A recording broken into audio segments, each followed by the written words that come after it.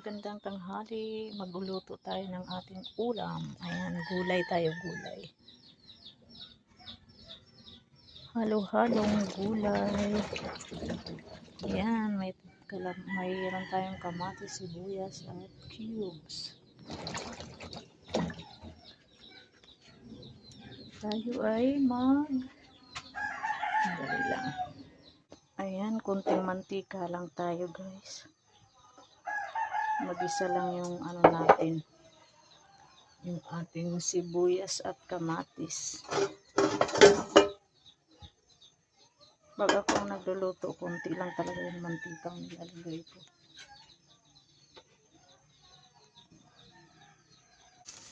Ilagay na natin yung ating gulay.